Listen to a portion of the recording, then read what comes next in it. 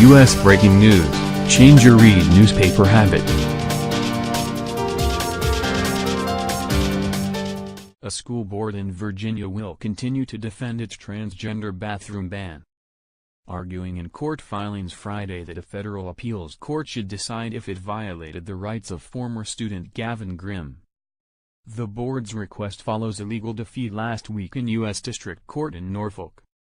Judge Arenda Wright Allen wrote that the board's policies violated Grimm's constitutional rights and other federal protections when it banned him from using boys' bathrooms. The Gloucester County School Board will first need the judge's permission to appeal.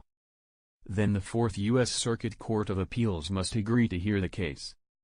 In a rare moment of agreement, Grimm's attorneys with the ACLU said they also want the appeals court to weigh in.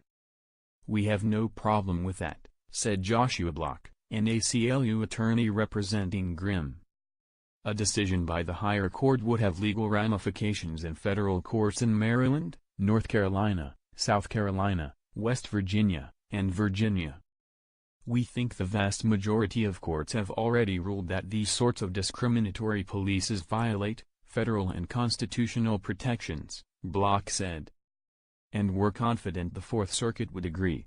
David Corrigan, an attorney representing the school board, announced the board's decision to seek the appeal in a brief statement to the media. He said the board and its attorneys would make no further comment. The board's filing is yet another chapter in Grimm's circuitous and years-long legal battle with the school board. Grimm first filed suit in 2015 as a student in Gloucester High School, which is about an hour east of Richmond. The school board's policy barred him from using the bathroom of his choice.